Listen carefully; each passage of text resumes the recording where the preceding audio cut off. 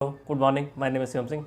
So we are here to discuss about the exam that is held yesterday of NLC. ठीक है, तो कल 2 shift में exam हुआ था हमारा मैकेनिकल का, जहाँ तक मुझे पता है। पहला शिफ्ट 12:30 से 2:30 वाला था, दूसरा शिफ्ट था 4:30 से 6:30 वाला। तो I was in the second shift 4:30 से 6:30 वाले में। तो उसके बारे में डिस्कस करेंगे, ठीक है। Complete review and cut off ये सब चीज़ें डिस्कस करेंगे।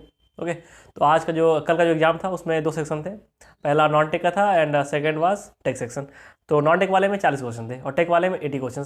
और 40 क्वेश्चन में हमारे जो 10 क्वेश्चन थे एफटी के थे, और 10 थे रीजनिंग के, 10 थे डीआई के, एंड और जो 10 बचते हैं हमारे उसमें 5 थे आपके जनरल अवेयरनेस के एंड 5 क्वेश्चन थे इंग्लिश के। ठीक है, ये था content. And after that not हमारा टेक था। टेक में हमारे 80 क्वेश्चन थे। ओके, तो अब डिस्कस करते हैं कि कैसा पेपर था। पेपर का लेवल यार बहुत ईजी। जैसे अगर नॉन टेक सेक्शन देखते हो तो नॉन टेक में जो हमारा एफटी रीजनिंग डीआई था उसको हम टफ कहेंगे, दैट इज़ नॉट इजी। जैसे कि आपने आपने अगर 2018 से सीआईएल से पहले आपने कोई भी एग्जाम दिया हो तो जो एफटी या रीजनिंग आती थी बहुत ईजी आती थी। मतलब ये होता था कि अप्रॉक्सीमेट लोग अगर 25 नंबर का एफटी या रीजनिंग है तो उसमें 23-24 करके आते थे और सही भी होता था वो। और जो रिसेंट जो सेशन हमारा रिसेंट जो चल रहा है, एक चल रहा है स्टाइल कि अगर आप देखोगे सीआईएल का पेपर, तो सीआईएल में जो एफटी और रीजनिंग आई थी वो काफ़ी टफ थी कंपेरेटिवली। उसमें लोग 25 में से 17 या 18 नंबर ला पाए थे, मैक्सिमम टू मैक्सिमम 17-18। बहुत लोग जिन्होंने बहुत अच्छी एफटी या रीजनिंग है वो लोग गए थे 20 तक। वैसे ही कल का पेपर था।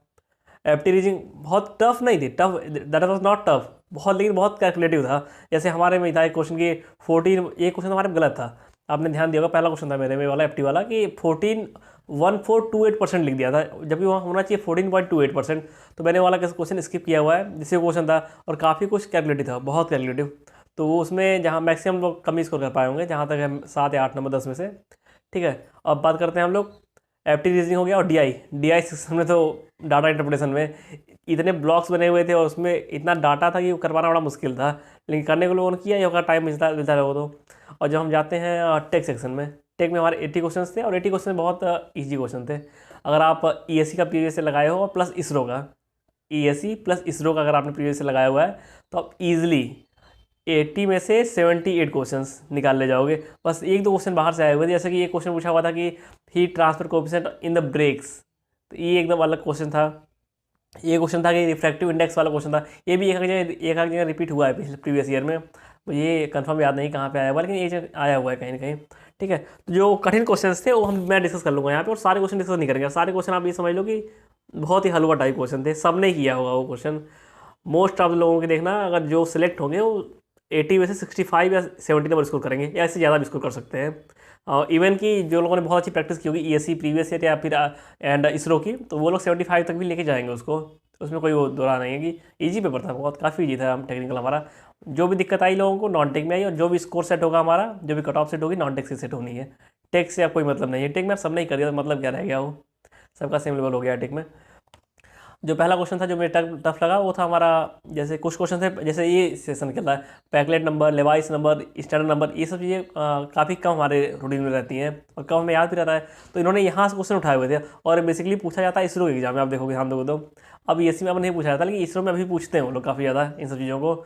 जैसे कि हमारा कल एक क्वेश्चन था लेवाइस नंबर का, तो बहुत कम लोगों को पता होगा कि वो मास डिफ्यूजन का क्वेश्चन है। मुझे भी याद था कि मास डिफ्यूजन होता है उसमें, लेकिन मैंने हालांकि मतलब 4 ऑप्शन थे, उसमें 2 में था, बस 2 ऑप्शन में था कि मास डिफ्यूजन, थर्मल डिफ्यूजन।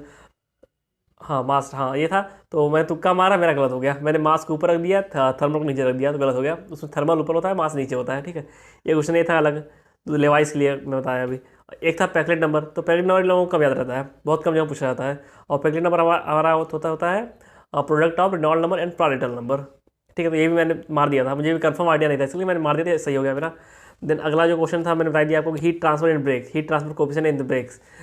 इसमें उन्होंने एक रेंज दे रखी थी 10 से 20, 20 से 40 ऐसे ऐसे, तो वो भी नहीं हुआ, मतलब मैंने छोड़ दिया। यही क्वेश्चन था जो कि अलग था, ये बाहर से था ये क्वेश्चन। ठीक है, और 5 हमारे न्यूमेरिकल थे जो कि बहुत ईजी थे, आई फ्लाई व्हील से थे, रिवेट से थे, वो बहुत ईजी सबने कर दिया होगा। जैसे कि I C S I omega square होता है, बस बट याद हमें वही रखना था कि सी एस जो होता है फ्लक्चुएशन ऑफ स्पीड, उसको उन्होंने लिखा हुआ था ±0.5। बहुत लोग सी एस को 0.005 लेके आ गए होंगे, जब भी वो गलत है। सी एस आपका होगा ±0.5 दिया हुआ तो 1% हो जाएगा। ठीक है, बस एक चीज़ ध्यान देनी थी उसमें, और पेपर में कुछ नहीं था, टेक सेक्शन में कुछ था ही नहीं। ठीक है, और एक क्वेश्चन और था हमारा अलग, रिफ्रैक्टिव इंडेक्स मैंने बता दिया। और थर्मल और चीज़ें सिंपल दिया पूछा, थर्मल रेजिस्टेंस पूछा हुआ था, ऐसे क्वेश्चन थे तो सब नहीं किए होंगे। और एक क्वेश्चन मेरा और गलत हो गया, एक क्वेश्चन आया था नेगेटिव अलाउंस वाला कि कौन सा नेगेटिव अलाउंस होता है, तो मैंने उसमें बताना कैसे, अब ब्लंडर ही है, मैंने वहाँ डिस्टॉर्शन अलाउंस मार दिया, जब डिस्टॉर्शन में जीरो अलाउंस देते हैं हम लोग, मतलब उसको जीरो अलाउंस कहते हैं, और उसमें टिल्ट करते हैं आगे पीछे, ठीक है। और नेगेटिव अलाउंस पूछा हुआ था तो वहाँ पे रैपिंग और शेपिंग वाले को देते हैं,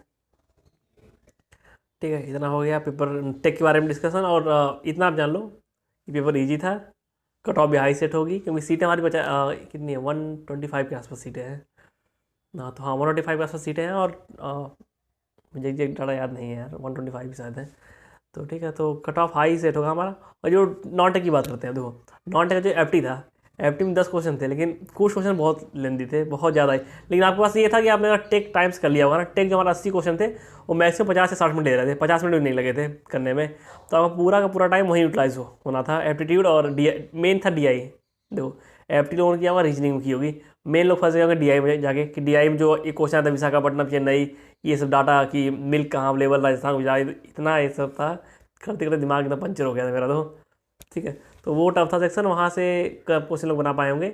और जो ये आया हुआ था करंट अफेयर आया हुआ था, करंट अफेयर का जनरल अवेयरनेस आई हुई थी, वो मेनली एक दो क्वेश्चन करंट अफेयर के थे, एक दो क्वेश्चन पहले के थे, उससे कोई मेरिट नहीं बनेगी उसमें, कोई नहीं कर पाता यार। इंजीनियर्स को ना तो इंग्लिश आती है, ना तो GA आती है, बहुत रेयरली लोग होते हैं उनको आती है, तो उसमें भी लोग कमी कर पाएंगे। और 5 क्वेश्चन बहुत मैटर नहीं करेगा, मैटर मेनली हमारा करेगा, मैटर तो मेनली टेक्निकल करेगा, लेकिन टेक्निकल तो सबने कर लिया है, तो बिगेस्ट जो चंक था हमारे एग्जाम का उसे आप छोड़ दो, ठीक है। अब आते हैं हम लोग नॉन टेक वाले में। नॉन टेक में जो 10 नंबर का FT था, उसमें आपको कम से कम 7 या 8 करना चाहिए, 7 या 8 नंबर आपके आने चाहिए, रीजनिंग में भी 7 या 8 आने चाहिए। और DI जो था ना, DI कठिन नहीं थी, DI लोग कह रहे हैं कठिन थी, कठिन बिल्कुल नहीं थी DI, बस यही था कि लेबोरियस था। अगर आपने टाइम वहाँ से बचा लिया टेक से, तो आप DI आराम से कर सकते हो आगे रिवर्स, जैसे कि मैंने किया था क्वेश्चन पेपर। तो जब मैंने हमारा 28 पहले मैंने स्टार्टिंग किया पेपर पूरा लगाया, FT reasoning DI then English, और देन इंग्लिश मुझे बिल्कुल नहीं आती है, मैंने एक क्वेश्चन था 2-3 क्वेश्चन मैंने किया, ये गलत हो गया मेरा। वो एक पूछा हुआ था कि अलाउ का सेम क्या होगा, मैंने वहाँ डिसेंट मार दिया, डिसेंट जबकि अपोजिट होता है, अब पता नहीं कैसे ब्लंडर हुआ, लेकिन वहाँ हो गया तो हो गया। अब 5 क्वेश्चन थे हमारे GA वाले करंट जनरल अवेयरनेस के, और मैंने पूरे छोड़ दिए, मैं उसमें रिस्क नहीं लेता, पूरा गलत होता वो, गलत ही हो जाता है मेरा हमेशा वो, तो मैं उसमें रिस्क नहीं लेता हूँ। और मैंने तुक्के मारे, मतलब 3-4 क्वेश्चन मैंने तुक्के मारे, और उसमें से 2 तुक्के नहीं कह सकते, वो कैलकुलेटर रिस्क था, मुझे पता था कि इन दोनों में से ऑप्शन होना है, तो उसमें से तुक्के 3-4 मारे, उसमें से एक क्वेश्चन गलत हुआ है, 2 क्वेश्चन गलत हुए हैं, और 2 सही हो गए, मतलब कुल मिला जुला के बढ़िया, मतलब 1 नंबर मिल जाए, कितना हो जाएगा, 0.5 हो जाएगा ना, हाँ 2.5 कितना यार 1.5 मिल जाएगा आराम से, ठीक है। तो देखो ये बात आप हमेशा ध्यान रखना, अगर पेपर में नेगेटिव मार्किंग 0.25 की है, तो आप कैलकुलेटर रिस्क लो, श्योर है। अगर ऐसा सिंपल फैक्ट है, अगर आप पूरा ही तुक्का मारोगे 100 के 100 क्वेश्चन ना, तो आपके 6.25 मार्क्स आने ही आने हैं पूरा तुक्का मारने पे। और आपने हल्का सा कैलकुलेटर रिस्क लगा दिया कि हम आपने ऑप्शन ऑब्सोल्यूट कर दिए 1 या 2, ठीक है, तब अगर आप तुक्का मार रहे हो तो आपको पक्का बेनिफिट होगा, श्योर शॉर्ट बेनिफिट होना है। अगर नेगेटिव 0.25 मार्किंग है, तो अगर 0.33 मार्किंग, तो वहाँ तुक्का कभी मत मारना गलती से भी, वहाँ हालत ख़राब हो जाएगी। आपको तुक्का मारना है तो आप कैलकुलेटर मारिए, कैलकुलेट करके कि हाँ ये वाला ऑप्शन नहीं होगा, 3 ऑप्शन बचते हैं, इसमें से हो सकता है, तो यहाँ तुक्का मार दीजिए। मैं भी यही करता हूँ कि अगर पॉइंट जैसे SSC JEE था, वहाँ मैंने तुक्का मारा था, यहाँ मैंने तुक्का मारा था, तो यहाँ पे पेपर ठीक हुआ। मैंने क्वेश्चन ट्राई किया था अटैम्प्ट, 106 क्वेश्चन मैंने अटैम्प्ट किए थे, जिसमें कि 74 या 75 के आसपास मेरे टेक के थे, और सारे क्वेश्चन नॉन टेक के थे, मतलब 5 क्वेश्चन मैंने यहाँ छोड़ दिए थे टेक में, और 5 क्वेश्चन मेरे छूटे थे वहाँ से, जनरल अवेयरनेस के 5-5-10 ये हो गया, और 4 क्वेश्चन मेरे वो छूटे उनसे FT DI। जैसे एक क्वेश्चन हमारा FT का वही वाला छूट गया, जिसमें कि 1428% लिख दिया था, जबकि वहाँ 14.28% होना चाहिए, ये मुझे वहाँ पता चल गया था कि ये होगा, पॉइंट है बीच में आना चाहिए। अब पता नहीं मेरे सिस्टम में गड़बड़ी थी या सबके में से गड़बड़ी थी, तो क्वेश्चन कैंसिल हो जाएगा, क्योंकि कोई ऑप्शन उससे मिलेगा नहीं, ठीक है। तो ये क्वेश्चन वो मान लो आप, और 3 क्वेश्चन मेरे और कोई छूटे होंगे, कहीं और छूटे होंगे DI की, पता नहीं, मुझे याद नहीं हो सब वो वाला, ठीक है। तो आप ये देख लो पेपर, अगर टेक का आप देखोगे तो टेक वाला सेक्शन बहुत ईजी था कंपेरेटिवली, और जो क्वेश्चन ऐसे थे फालतू वाले, ये सब जो हीट ट्रांसफर ब्रेक ये कोई नहीं कर पाया होगा, इसका आपका रिस्क नहीं लेना है, कोई टेंशन वेंशन इसकी। अगर आप 70 या 72 क्वेश्चन करके आए हो टेक में सही तो श्योर शॉट है आपका, कोई नहीं, मतलब आप एवब एवरेज हो।